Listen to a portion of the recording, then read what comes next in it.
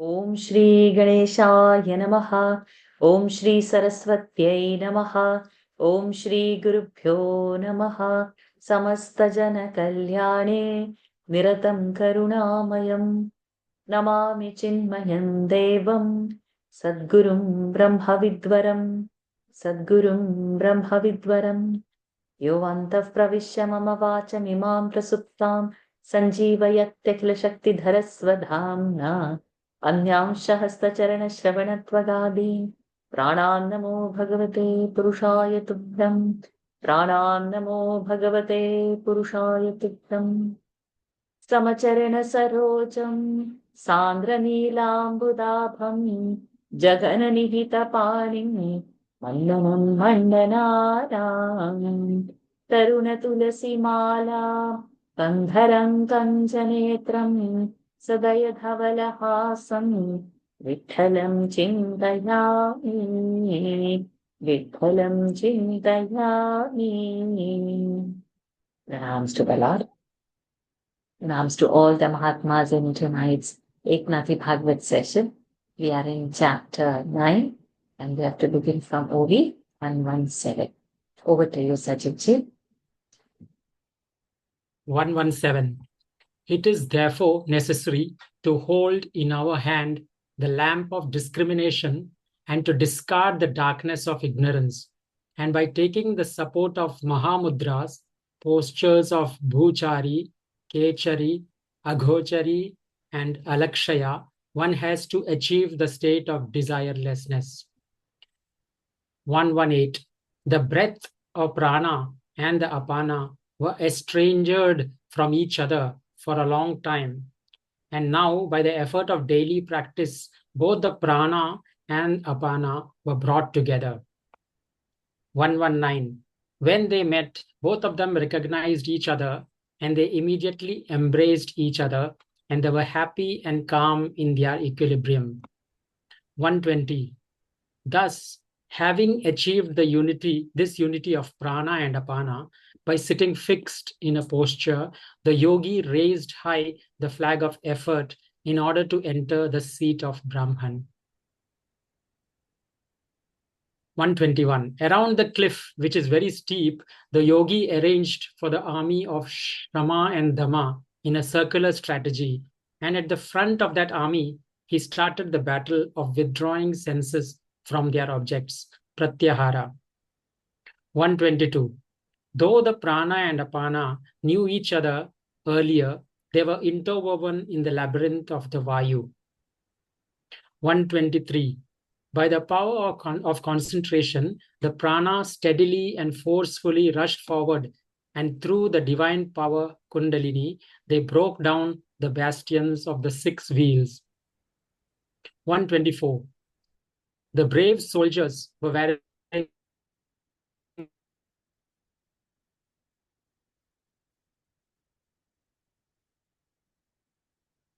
armors of asceticism. 25. See the wonderful power of sword. It started to cut everything and everybody, either young or old, and either small or big. As soon as a little doubt raised its head, it killed the doubt in one quick sweep. 126. The yogi banished laziness to the 7th nether world and turned sleep into an obedient slave. Thus, being alert day and night, the yogis are keen in storming the fort of yoga. 127. In this battle, the brave warriors were expert in warfare and they advanced on their own strength. Thus, they conquered the reservoir of nectar in the divine opening of Brahman, which is called the 7th avenue of life force. 128. There ensued a tough battle in which the brave warriors of prana killed the 6 enemies and the divine sword remained shining. 129. They thus destroyed the enemies in the battlefield and then drank the nectar which is oozing from the 17th avenue or nerve. At that time, there arose a sound of silence which was being heard. 130. When the warriors of Soham, the meeting of inhaling and exhaling breath, united themselves, all the secrets of the fort were at hand, and the sense of I and mine which was holding the fort, became so weak that it was on the verge of death. Yasmin mano labdhapadam yadetatchanaiः शनैर्मुञ्चति कर्मरेणून् सत्त्वेन वृद्धेन रजस्तमश्च विषूय निर्वाणमुपैत्य निन्धनम्. Meaning of the verse: the mind which is to be steadied on the one, established in which it slowly renounces the desire for actions, then developing the sattva guna, controls the rajas and tamas impulses, and having washed them, becomes absorbed in the contemplation. 131. The sense of I and mine is the mother whose sons, the desire and anger, were killed in the battle, and the dual mother sat mourning at the door of death. 132. When this news reached the ears of the warriors, Shama and Dhamma, their urge enhanced, and they rose again to take complete possession of the fort. 133. The courage of these soldiers was great, and their bravery was famous. When they scanned the road further, they saw that there was a great calamity awaiting them. 134.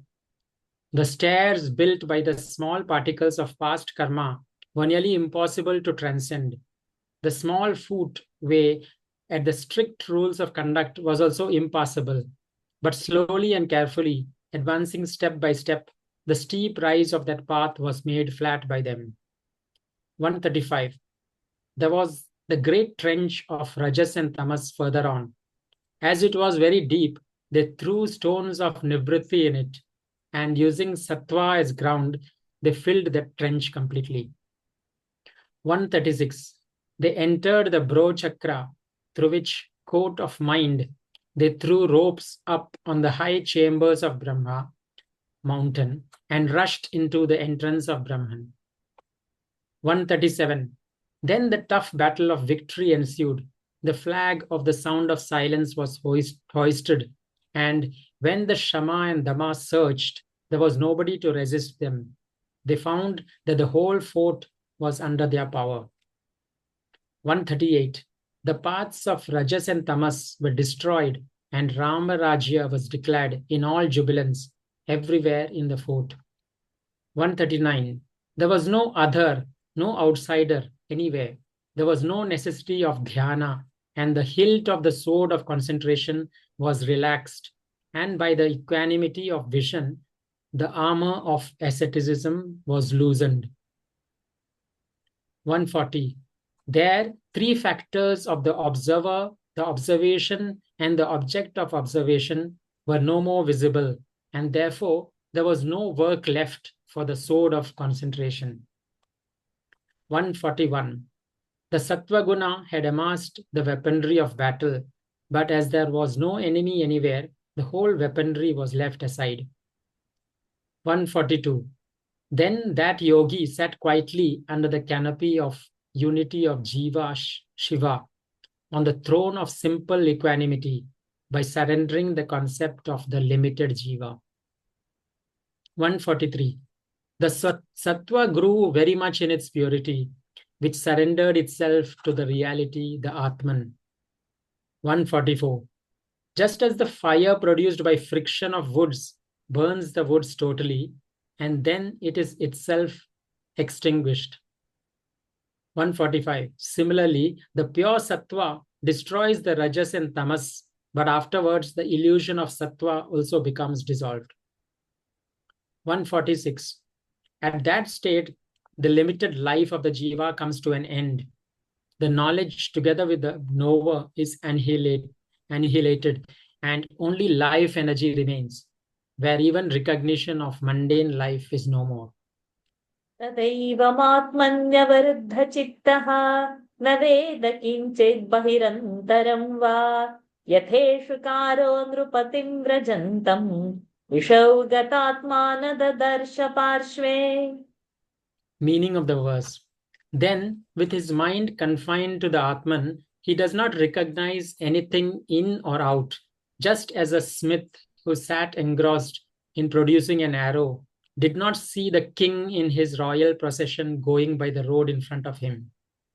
147. Oh, the brave man. When the mind is roped in such complete energy state, the mind itself becomes energy. 148. Then there is energy in the consciousness. Outside in the world, also, there is overflow of energy, and no other object is seen except energy. The focused attention vritti has as if taken a vow now not to exist. 149. When the meditator, the act of meditating, and the object of meditation are seen as one, the mind with great eagerness becomes merged into it. This is called qualified trance or savikalpa samadhi. The yogis enjoy it without intervention of gunas. 150. There, the mind becomes one with the totality, that is Brahman, and the yogi becomes solid, undisturbed energy, which is happiness itself. The wise people call this trance as the highest one. 151. Brahman cannot be understood by the senses. When the gunas disappear, then only there is reality, experienced in such a way that it cannot be verbalized. 152. While discussing this state, the various systems of philosophy had contradictions among themselves. Vedas declare, not this, not this, and master yogis have called off their efforts to understand and describe. Only those who realize know. 153. In that state, the purpose, the contents, and examples are drowned, and the doctrine of Advaita, monism, fights with itself and becomes bashful. 154. To have equanimity of vision, both in the inner world and also in the outer world, is the key to understand this experience. I considered as my guru the man who was preparing the arrow. 151. He was sharpening the head of the arrow by hitting it, and his attention was totally riveted to the job, and he was oblivious to the environment. 156. When the king went along the road with all the procession containing the flag, the drums, the naubat, the musical band, vehicles, horses, soldiers, and elephants, he did not notice anything because he was giving full attention to the arrow. 157. In a short while, an employee of the king followed and coming near him asked, "Has the royal procession passed by this road?"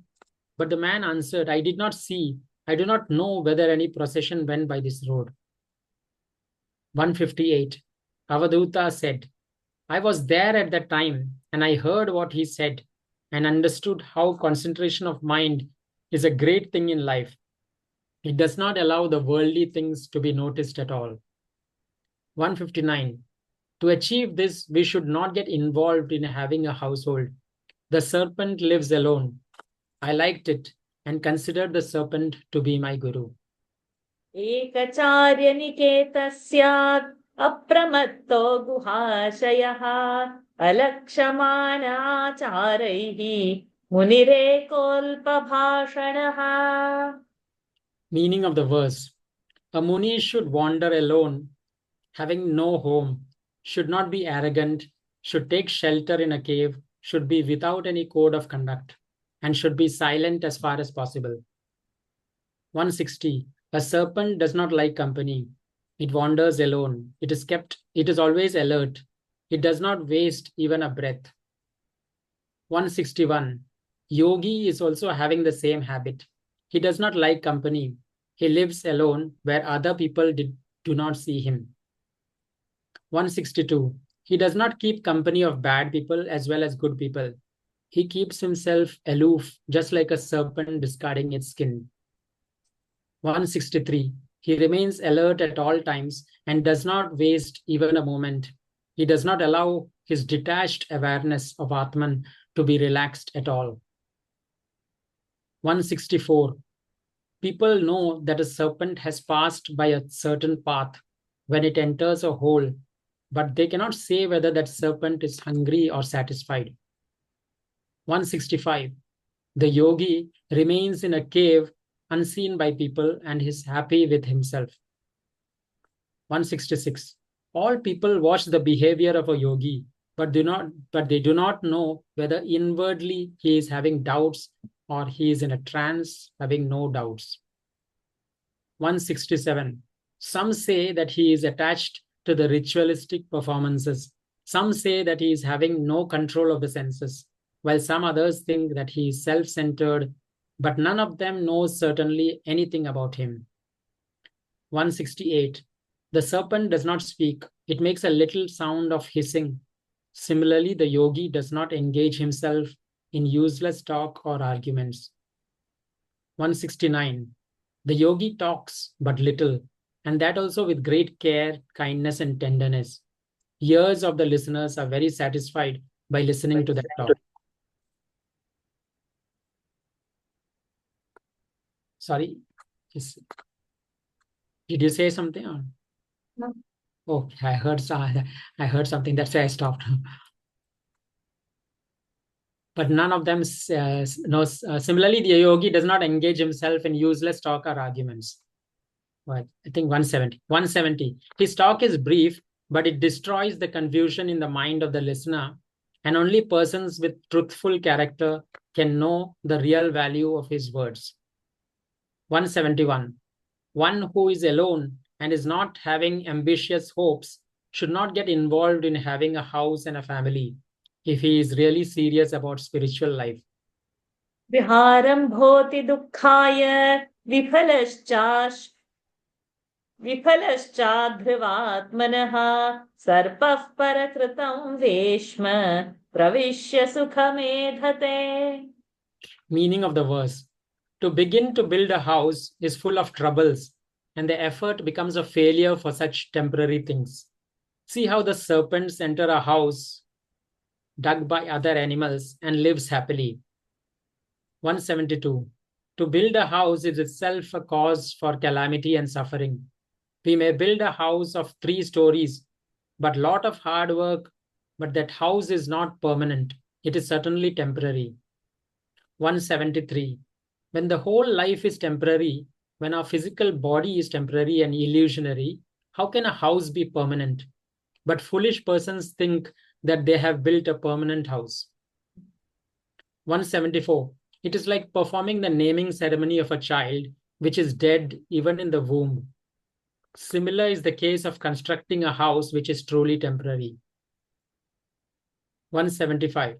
Even the beginning of such a house is false, because even for earth, for a piece of land, even for loose earth, a person had to quarrel. For stone or wood, persons forget their loving relationship and quarrel. 176. The ants build their house with great efforts, but the serpent lives in it happily. It enjoys its abode at others' cost. 177. Similarly, a yogi is not attached to or proud of any house. He lives anywhere, even in a house owned by others, and is not attached to it. 178. So I decided not to build any house. But a question arose in my mind. How God is not bound by the whole universe, which he himself has created. 171. How is the universe created, and from what has it come into existence? To understand this, I saw the example of the web constructed by the spider, and so the spider became my guru. I think we can pause over here for today and take the example in tomorrow's evening. You can give your thoughts, Ajit, what you felt.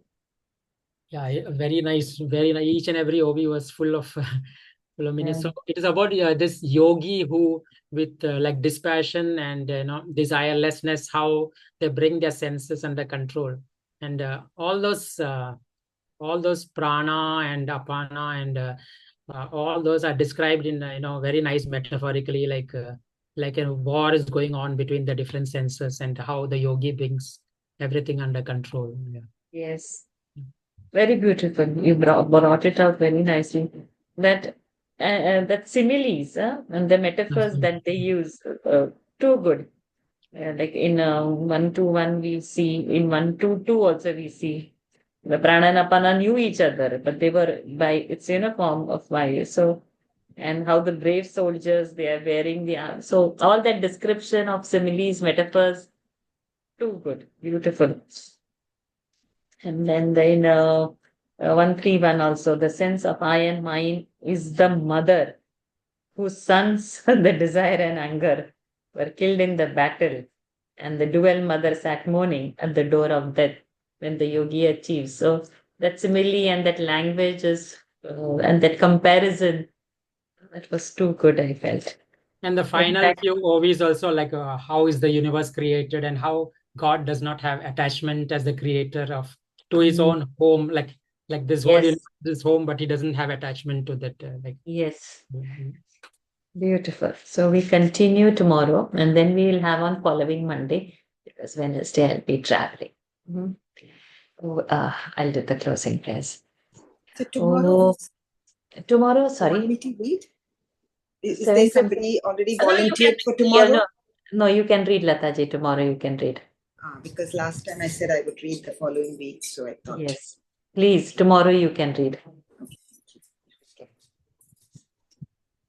Om Purnamadav Purnamidam Purnat Purnamudachyate Purnasya Purnamadaya Purnamevavashishyate Om Shanti Shanti Shanti Harihi Om Shri Gurubhyo Namaha Harihi Om Shri Krishnarpanamastu.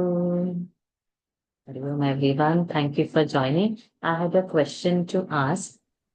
We do this 20 minutes reading, 7:15 to 7:35 the India time. Is it okay if we can increase the time by 5 minutes and cancel the Thursday class and just do 3 days reading? You can think and let me know.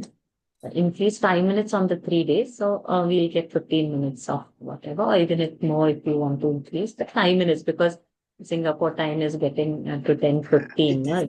That's right, not more than 5 minutes. The reason is on Thursday 7:15, Swami Swatmananji is taking a session on Gita chapter 13, which is very profound. So somehow I can give you all the link if you want to register. Though for those who have registered, the recordings will be available, because it will be too late for you all to attend 1.5 hour class after this.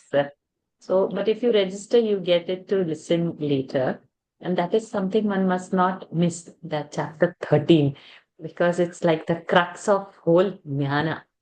So I thought of attending. If you all are okay, you all can think and let me know. And only because only we 4-5 are there regular. Lataji, Vinisha, more regular than I am sometimes. But so if you all let me know, then we can. Anyway, this week I'm going to miss that session, but please do reply me all. So. Sure. Okay, thank you. See you all next Monday. See you all tomorrow. Lataji will read. Tomorrow. I think we are okay with 5 minutes, Varshaji. Yeah, 5 minutes is okay. Yes, But yeah, only 5 minutes. So instead of 7:15 to 7:35, we can do it till 7:40. How about you, Vinisha? It's okay for you? Absolutely okay. Thank you so much. Sajivji, it's okay for you? Yes, fine. Oh, lucky me. Thank you.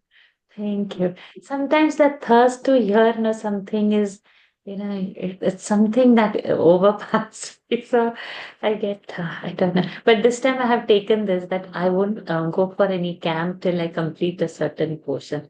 One camp on Yoga Vasishta is coming in June, but I'm not good. We'll do our classes. Lata, you're back from your camps? You went, no? yes. I'm back. I missed quite a bit. Yeah, you went to the Chinmaya, the center in Kerala. The camp was not by Chinmaya, but I went to the center, the place. And how was it, Lata? Very good.